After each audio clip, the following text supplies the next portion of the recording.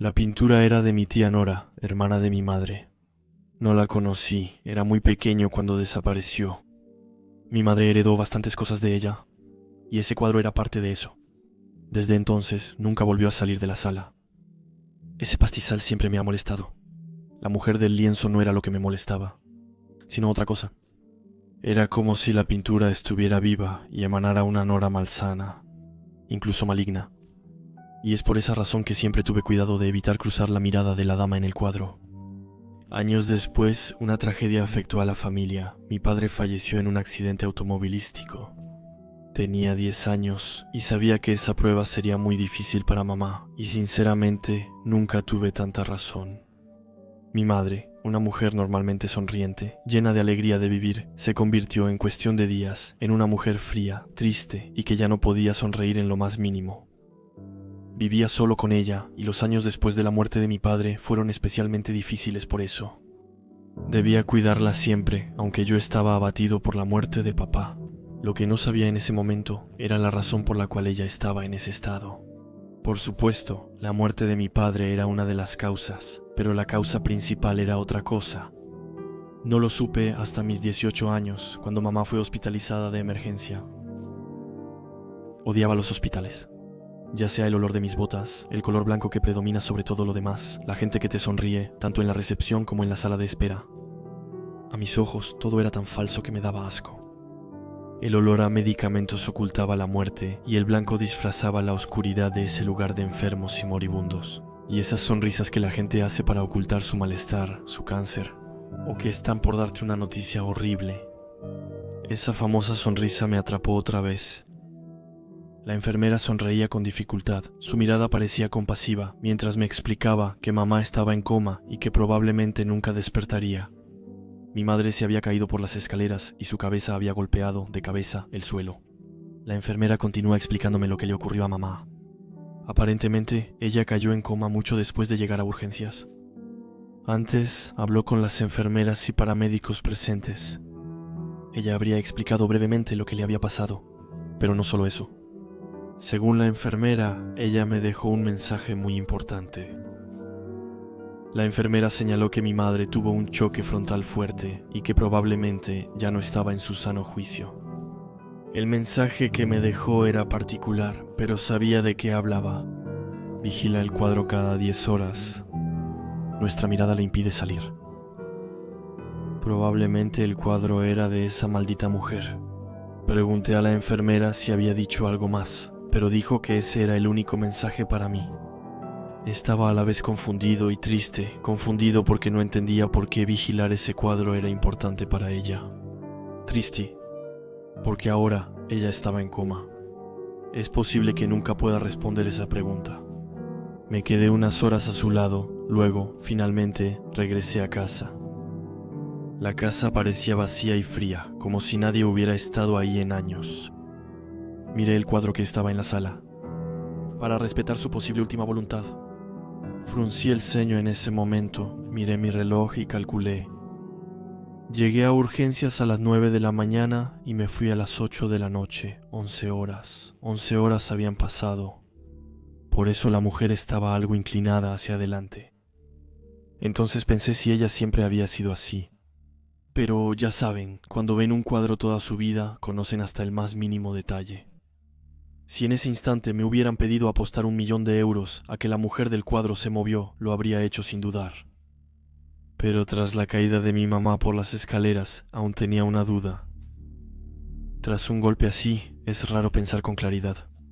Así que decidí irme a dormir y puse mi despertador de tal manera que pudiera vigilar el tablero 10 horas después. Cuando uno se va a la cama, siempre hay que revisar ciertas cosas. Algunos aprecian tener su vaso de agua en la mesa de noche, otros se aseguran de abrir la persiana para ser despertados por los rayos del sol.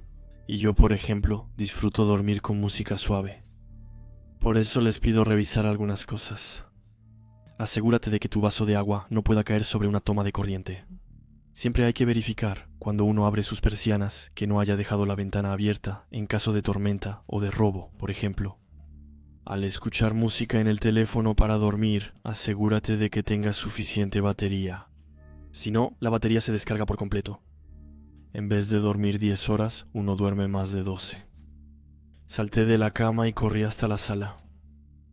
El pasto seguía ahí y la familia también. Pero algo había cambiado. La mujer ahora estaba mucho más cerca del marco. Era imposible que me equivocara. Esta vez examiné el pasto de arriba abajo para encontrar otros detalles. En ese momento vi sus dedos saliendo de la pintura.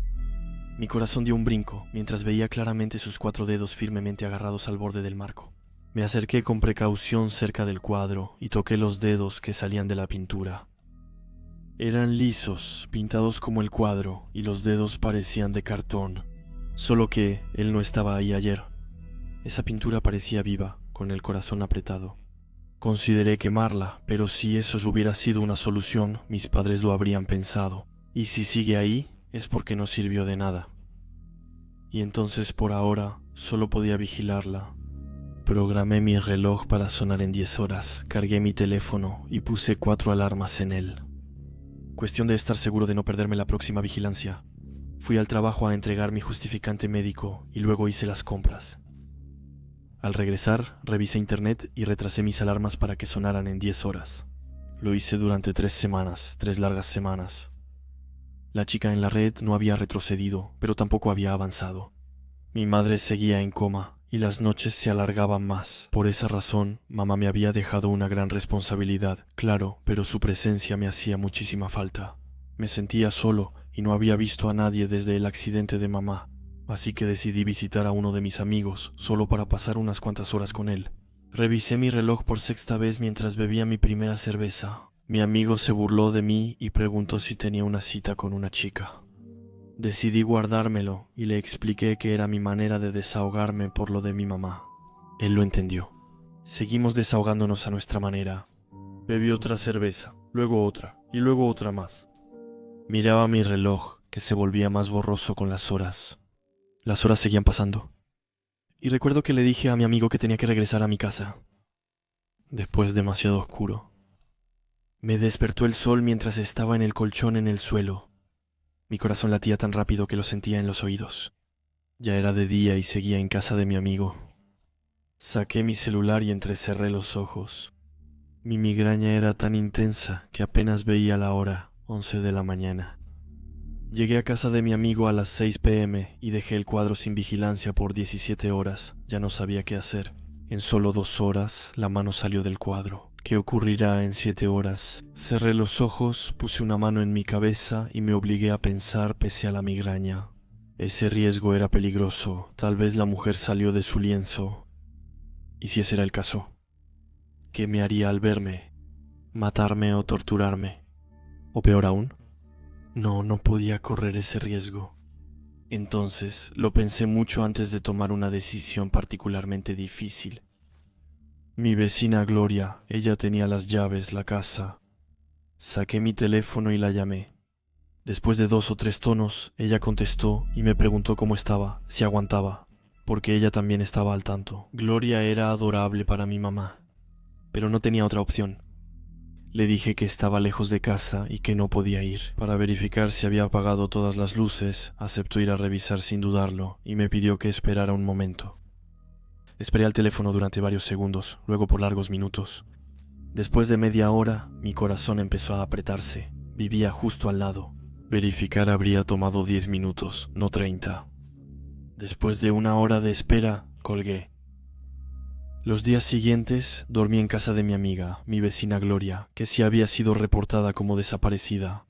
Ahora había alertas sobre ella en el periódico, pegadas en los árboles o en las tiendas de tabaco.